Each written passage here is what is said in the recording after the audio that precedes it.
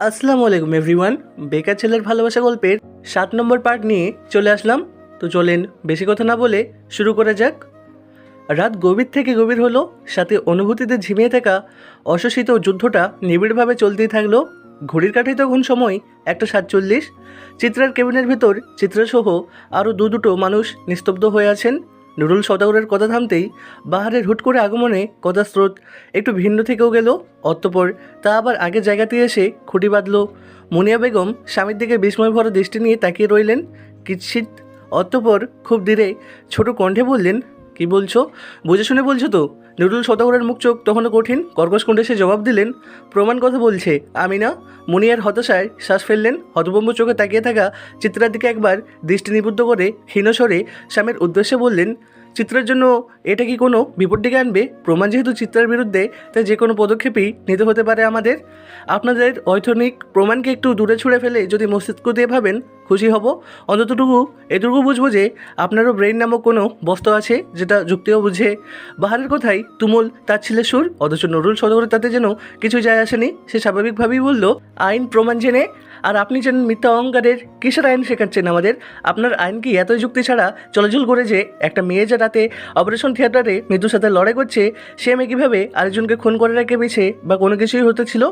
বাহারের প্রতিটি কথা যুক্তিসঙ্গত, কিছু নুরুল সওদাগরও দমে যাওয়ার পারত না। সে ইনিয়ে বিনিয়ে আরও কিছু বলার চেষ্টা করতেই থামিয়ে দিল মুনিয়া বেগম। মহিলাটা কেমন গম্ভীর স্বরে বলে উঠল, বড় আইনের কথা বলছো যে? অন্যদের বেলায় তোমার এত আইনের নিয়ম, নিজের বেলা আইন তোমার অন্ধ বুঝি? এ কেমন আইন? এবার আর কোনো কথা বলে সুযোগ পেলেন না নুরুল সওদাগর, বরং নিজের স্ত্রীর দিকে ফেলফেল চোখে তাকিয়ে রইলেন। এতগুলো বছর পর তার স্ত্রী যে তার দুর্বল জায়গায় হাত দিবে, এটা যেন তার ধারণার বাইরে ছিল। অবশ্য কথাই আসে না, দেওয়ালে পিঠ থেকে গেলে বিড়ালও সিংহ হয়ে ওঠে। আর মুনিয়া বেগম তো বুদ্ধিমতী।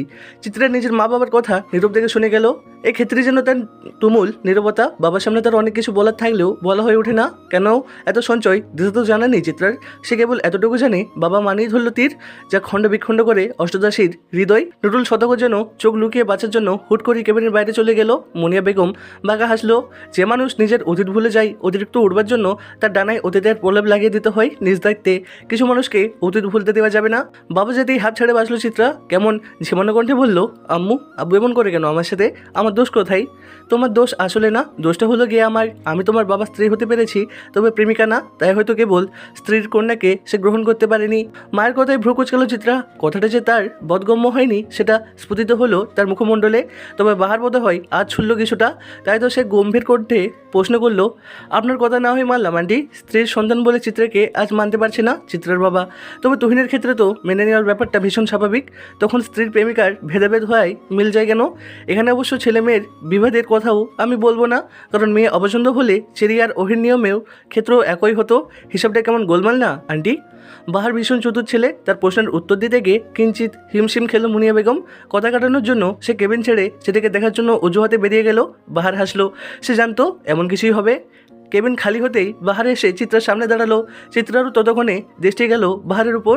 বাহারের শরীরে ডালিয়া রঙের টি শার্ট, যেটার বাহুর দিকে গিয়ে ঘামে ভিজে আছে, মুখে খোঁজে খোঁজে দাড়ি। উচ্চতা অনেক হলেও সুটম দেহি বলা যাবে না তাকে, বেশি ছিমছাম গড়নের।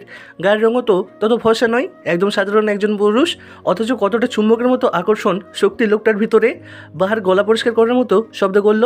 অতঃপর বলল, নারী তুমি যদি হও দাস, উপহাস হবে তোমার ভাগ্যের নির্মম পরিহাস। হুট করেই এই 2 লাইনের তাৎপর্যটুকু বোধগম্য হলো না চিত্রার। সে ভীষণ অবাক হলো। অবাক মিশ্রিত কণ্ঠেই বলল, এটা কি ছিল? ধরতে পারো সাবধান বাণী, যা তোমার জন্য ছিল। নিজের বাবাকে দেখে তুমি যখন মুখ চুপসা চুপ করে থাকো, দুনিয়ার সবচেয়ে বিরক্তিকর ব্যক্তি আমার কাছে তখন তোমাকে লাগে। তোমার প্রতি বিরক্ত আমি কত রকমের ঢেকুর তুলি। তুমি এত বিরক্তির কেন? বাহার ভাইয়ের মুখে চোখ ভাঁজ করা কথার কারণে তেতে উঠল অষ্টদাসের হৃদয়। অযাচিত আন্দোলন ঘোষণা করল হৃদয় তোলপাড় করে। সে অসহ্য রকমের রাগ ঝেড়ে বলল, আমি বিরক্তিকর? আপনি তো জলজন্ত বিরক্তিকরের কারখানা। আবার আসছে আমাকে বলতে ভূতের মুখে রাম রাম। অথচ এই বিরক্তকর কারখানার হৃদয়ের মাঝে পুষে রেখে প্রতিনিয়ত কতই না আনন্দ উৎসব করছো মেয়ে। চিত্রের কথা থেমে গেল। আকাশচুম্বী রাগ ফুরুত করে হাওয়া মিলিয়ে গেল। লোকটা উচিত সময়ে এই উচিত কথা বলে কিভাবে? অথচ চিত্রা ঝগড়ার সময়ে সঠিক কথাটা ভুলে যাওয়ার কারণে মাঝে মাঝে ঝগড়ায় হেরে গিয়ে কেঁদে ফেলে। চুপ থাকলে তোমাকে খারাপ লাগে না মেয়ে? তবে তোমার বাবার সামনে চুপ করে থাকাটা ভীষণ বাজে স্বভাব। বাবা মাকে অবশ্যই সম্মান করা উচিত, তবে যে মানুষ তোমাকে উঠতে বসতে অসম্মান করে বুকের মাঝে আস্ত একটা রগরগে ঘা তৈরি করে দিচ্ছে, তার সামনে জন্য চুপ করে থাকাটা নেহাতি পরিধনতা, অথচ তোমার এখন মুক্ত হয়ে ওড়ার সময়। বাবাকে চিত্রা ভীষণই ভালোবাসে, তাই হয়তো চেয়েও বাবার সামনে সে কঠিন কিছু বলতে পারে না, অথচ বাবা কত নির্দ্বিধায় না চিত্রাকে ক্ষতবিক্ষত করে ফেলে। বাবার কথা মনে পড়তেই আকাশ পাতাল আধার করে চিত্রার মন খারাপ হয়, তাই কথা ঘোরানোর জন্য চিত্রা বলল, আচ্ছা বাহার ভাই, আপনার সিগারেট খাওয়ার অভ্যাস ছাড়বেন কবে? যেদিন আর ভিতর পড়বে না সেদিন আর বাহিরও পড়বে না। আপনার তাহলে ভিতর পড়ে কেন মেয়ে? আমি কি মানুষ না? পৃথিবীর প্রতিটি মানুষই ভেতর পড়ে, কেউ প্রকাশ করে আর কেউ গোপনে রাখে। বাহার ভাই, আপনি এত জটিল কেন? তুমি আমায় জটিলভাবে গ্রহণ করছো বলে? জানেন বাহার ভাই, আপনি আমার কাছে ক্যাকটাস ফুলের মতো, আর তুমি আমার কাছে আলোকন্দা কিংবা সন্ধ্যার রঙ্গনা। ইস, লোকটা যেন উত্তর তৈরি করেই এসেছে। এত বিব্রতিকর কথা বলেও লোকটাকে বিব্রত বোধ করতে না পেরে হতাশার শ্বাস ফেলল চিত্রা। হুট করেই তার মাথায় খেলে গেল দুষ্টু বুদ্ধি। কিটকিটে হেসে বলল, আপনি কি জানেন অষ্টদশী তার বুকের মাঝে আস্ত একটা বাহার ভাই পুষে রেখেছে? ফুলপ্রিয় অষ্টদশীর কাটার প্রতি এত ঝোঁক বড়ই আশ্চর্যের। তুমি কি জানো মেয়ে, চলতি পথে জাদুকর ভালোবাসা প্রেমিক ডাকাতের মতো তোমাকে ছিনিয়ে নেবে, মৌসুমি বাতাসে উড়ে যাবে ভালোবাসা, হৃদয়ের চোরাপথে তুমি হারিয়ে যাবে, তুমি লুটপাট হয়ে যাবে, তুমি চৌচির হয়ে যাবে। গানটা শুনেছিলে মেয়ে? তুমি আমার মাঝে ডুবতে শোনা, হারিয়ে যাবে। কী লাভ নিজেকে হারানোর? নিষিদ্ধতে অশক্ততা কেন মেয়ে? চিত্রা উত্তর দিল না। এই বাহার ভাইয়ের দিকে তাকিয়ে থেকেও যেন বিশ্বযুদ্ধ জয় করার মতো আনন্দ পাওয়া যায়। অনুভূতিটা মাঝে মাঝে এত মিষ্টি হয় কেন? বাহার পকেটে দু হাত গুজে বের হতে নিলেই চিত্রা আনমনি বলে উঠল, আপনি আমার হুট করে বুকের বাঁ পাশে ব্যথা বাহার ভাই, আপনি আমার মন কমানোর রোগ, আপনি আমার বৃষ্টির দিনে ভিজে চুপচুপে সাদা শাড়ি, আপনি আমার শখ বাগানের ক্যাকটাস ফুল, আপনি আমার সহজ সরল অঙ্কের স্যারের দেওয়া লাল কালিতে ফুটে ওঠা কিঞ্চিত ফুল। আপনি খুব খারাপের বহিঃপ্রকাশ, কিন্তু আপনি আমারই কেবল। বাহার যেতে নিয়েও ফিরে দেখালো, হাসলো না, মুখ গম্ভীর করলো না, কেবল ধীরকণ্ঠে বলল, আমি তোমার 4 কাপের নীলরঙা বিষ, যা পান করলে তোমার মৃত্যু নিশ্চিত, অথচ তুমি পান করিতে মরিয়া। শোনো মেয়ে রঙ্গানা, প্রেম ভালো, তবে তোমার প্রেমিক না। ভাদ্র মাস শেষ, সময়টা ঠিক আশ্বিনের দ্বিতীয় দিন। দীর্ঘ 9 দিন পর চিত্রা পা রাখলো নিজের শখের বাড়িতে। রোগাশাখা চোখ মুখ, শরীর শুকিয়ে গেছে, গায়ের রঙটা কেমন হালকা মেটে রং ধরেছে, তবে এখন সে কিছুটা সুস্থ, স্বাভাবিকভাবেই হাঁটা চলা করতে পারছে। ইতিমধ্যে চেরিকে বাইরের দেশে নিয়ে যাওয়ার বন্দোবস্ত প্রায় শেষের দিকে। চেরির কোনো উন্নতি দেখা দিচ্ছে না। চিত্রা বাড়িতে পা রাখতেই থম মেরে থাকা বাড়িটা উৎসবের মুখে হয়ে উঠল। কিঞ্চিত হইচই শোরগোল শোনা গেল, কিন্তু এরই মধ্যে ছাদ থেকে চিত্রাদের বাড়ির কাজের মেয়ে দোয়ালের চিৎকার ভেসে এলো। সবাই হুড়মুড় করে ছাদে যেতেই অবাকে হা হয়ে রইল। চিত্রার রঙ্গনা, মৌসন্ধ্যা, পিচ ফুল সহ আরও অনেক ফুল গাছ মাটিতে পড়ে আছে। দেখে বোঝা যাচ্ছে ইচ্ছাকৃতভাবে কেউ এই কাজটা করেছে।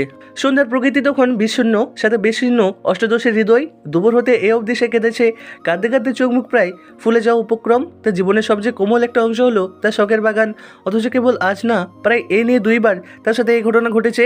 কেবল কারা এই কাজটা করে এটা বাদগম্য হয় না কারোরই। কেবল চোখ মেলে দেখতে হয় শখ বাগানের বিস্তব্ধতা।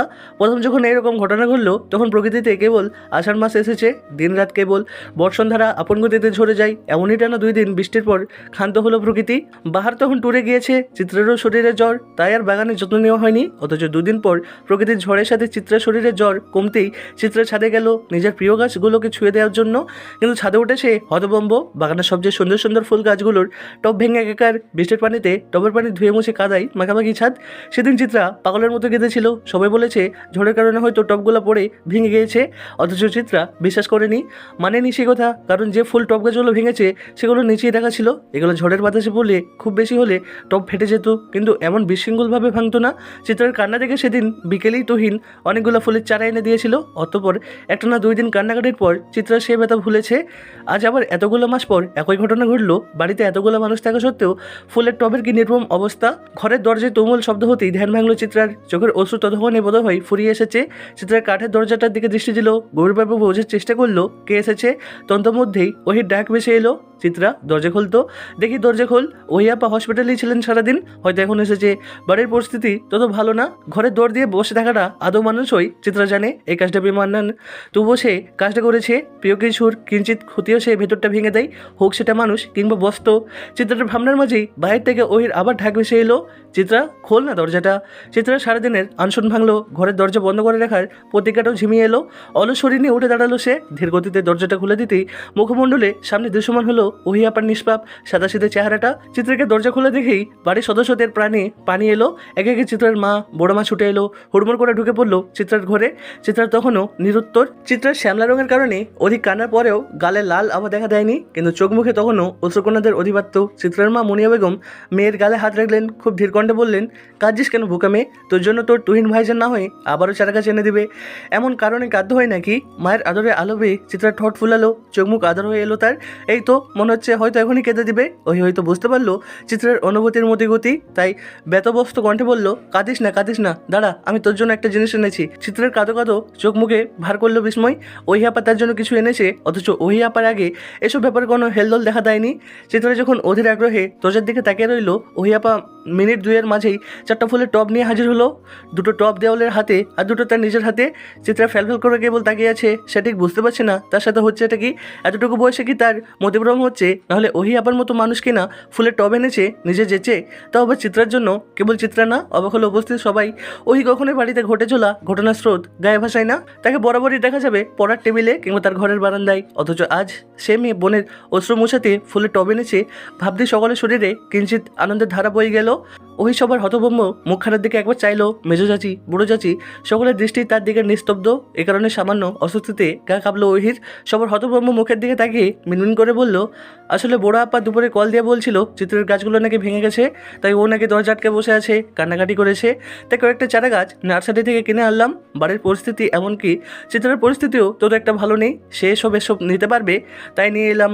সারাদিন মন খারাপ যেন হাওয়ায় মিলিয়ে গেল। চিত্রা বরাবরই ওহিয়াপাকে পছন্দ করে বেশি। ওহিয়াপার দৃঢ়তা, সম্পূর্ণ চলনটাই চিত্রের পছন্দের কারণ। কিন্তু ওহিয়াপা গম্ভীর মুখে বলে তাদের ভাব এতটা জমেনি কখনোই, অথচ সেই ওহিয়াপাই আজ চিত্রের খুশির কথা ভাবছে। এটাই যেন চিত্রাকে রাজ্যে সুখ এনে দিল। চিত্রা ছুটে গেল ওহির দিকে, খুব শক্ত করে জড়িয়ে ধরলো ওহিয়াপার ছোটোখাটো শরীরটা। বা হাতে টান পড়তে কেমন চিনচিনে ব্যথা করে উঠলো, কিন্তু সে ব্যথায় তোয়াক্কা করলো না চিত্রা। সব ব্যথা ছাপিয়েই যেন আজ ওহিয়াপার আগমন ঘটেছে।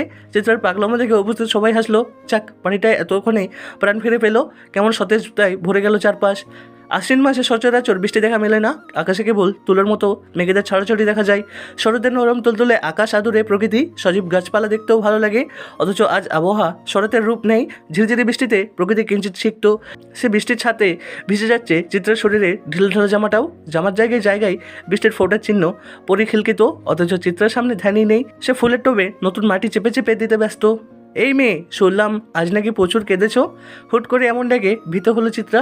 ডান হাতের মুঠোয় থাকা মাটিগুলোকে আর একটু শক্ত করে চেপে ধরে কেঁপে উঠল, কিন্তু কণ্ঠের মালিককে চিনতে তার সামান্য অসুবিধা হলো না। সে অবাক উত্তর দিল, বাহার ভাই কোথায় ছিলেন কাল থেকে এ অবধি? কালো টি শার্টটার গলার দিকে টানতে টানতে বাহার উত্তর দিল, পার্সোনাল কাজ। কী কাজ বাহার ভাই? চিত্রের প্রশ্নে বাহার ভ্রু কুচকালো, বেশ তীক্ষ্ণ কণ্ঠে উত্তর দিল, পার্সোনাল কাজ মানে বুঝো না? যেখানে ব্যক্তিগত শব্দটা উল্লেখ আছে সেটার বিশ্লেষণ চাওয়াটা কি বেশ বোকামি? অথচ তোমায় আমি বুদ্ধিমতী ভাবি। বাহারের কথা কারণে আবারও মনের কোণে মেঘ জমল চিত্রার। মুখটা অপমানে ছোট হয়ে গেল। সে বেশ শুকনো কণ্ঠে উত্তর দিল, দুঃখিত। তা আজ নাকি অনেক চারাগাছ পেয়েছো? বাহার যে পরিস্থিতি ঘোরানোর চেষ্টা করলো তা বুঝতে বাকি রইল না চিত্রার। সেও মাথা নাড়িয়ে বলল, হ্যাঁ বাহার ভাই, জানেন আমার সব সুন্দর ফুলের টবগুলো কে যেন ভেঙে ফেলেছে। কে ভেঙেছে বলো তো? তোমার কাছের কেউ না তো?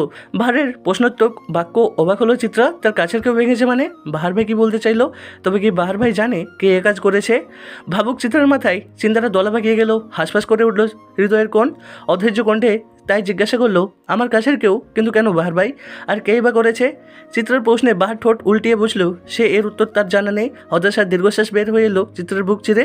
মন খারাপ করে বলল, বাহার ভাই, রঙ্গন ফুলের গাছটাও ভেঙে গেছে। আলোকন্দা তো আছে, তোমায় না হয় আলোকন্দা বলবো। এবার বলো তো নতুন চারা গাছগুলো কোন কোন ফুলের? আলোকন্দা, হোসনেহেনা, সন্ধ্যা, মালতী আর শ্বেত চন্দন। বাহ, অনেক তো। আর কিছু চাই? বাহারের প্রশ্নে চিত্রার দুষ্টবুদ্ধি গেল, মাথা চাড়া দিয়ে উঠল, টকবক করে উঠল ডানা ঝাপটিয়ে। চিত্রা বাহারের দিকে ঘুরে বাহারকে পুরো পা থেকে মাথা অবধি দেখে কুটিল হেসে বলল, হ্যাঁ চাই তো, আপনাকে চাই। বাহার মেয়েটার দিকে দেখে দীর্ঘশ্বাস ফেললো, খুব গভীরভাবে কী যেন ভাবলো। অতঃপর আনমনে বলল, আমি চেয়েও না আলোকন্দা, আমায় চাইলে বড় জোর প্রাপ্তির খাতায় বিরাট এক শূন্যতার হাহাকার মিলবে, আমায় মিলবে না। বাহার দাঁড়ালো না আর, কাঁধের ব্যাগটা শক্ত করে ধরে নিজের ঘরে চলে গেল। চিত্রাকে বলছে যাওয়ার দিকে তাকিয়ে রইল কিছুক্ষণ। মানুষটাকে বেশ ক্লান্ত দেখাচ্ছে, মাঝে মাঝে মানুষটা কোথায় যেন উধাও হয়ে যায়। আজকের গল্পটা এখানেই শেষ হয়ে গেল। পরবর্তী পার্ট শুনতে হলে চ্যানেলটি সাবস্ক্রাইব করে রাখুন।